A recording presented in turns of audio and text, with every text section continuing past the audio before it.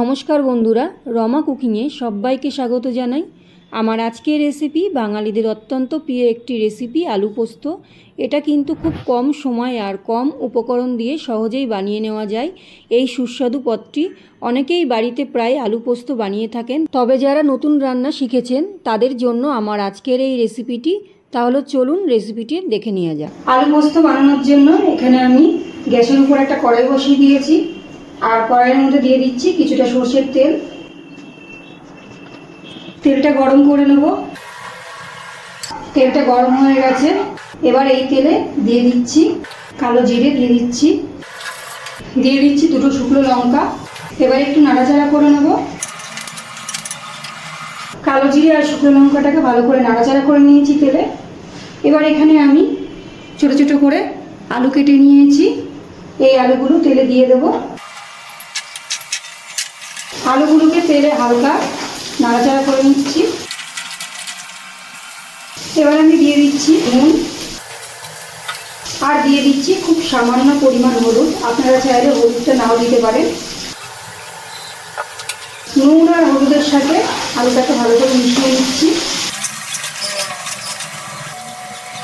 নুন হলুদের সাথে আলুগুলোকে ভেজে নিয়েছি।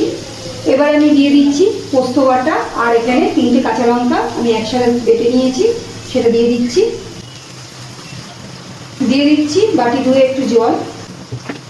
এবার আলুর সাথে পোস্তটাকে ভালো করে কষিয়ে নেব। আলুর সাথে পোস্ত আমি ভালো করে কষিয়ে নিয়েছি। এবার দিয়ে দিচ্ছি জল। জলটা ভালো করে মিশিয়ে দিচ্ছি। এবারে গ্যাসের ফ্লেমটা হাইতে দিয়ে আগে একটু ফুটিয়ে নেব। আমি গ্যাসের ফ্লেমটা হাইতে দিয়ে আমি একটু ফুটিয়ে নিয়েছি। এবার গ্যাসের ফ্লেমটা একদম লোতে রেখে আমি একটা ঢাকনা দিয়ে ঢেকে দিচ্ছি, যাতে আলুটা সিদ্ধ হয়ে যায়।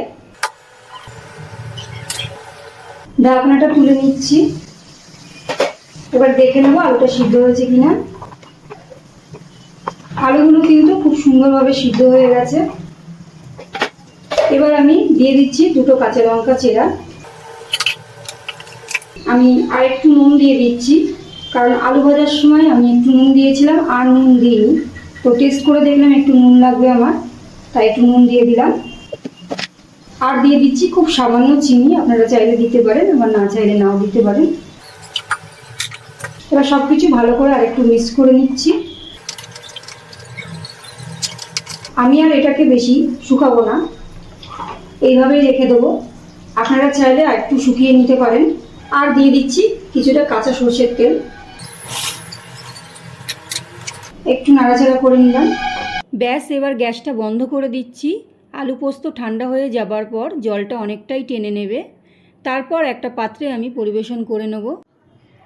আশা করি আমার আজকের এই সিম্পল রেসিপিটা আপনাদের ভালো লেগেছে।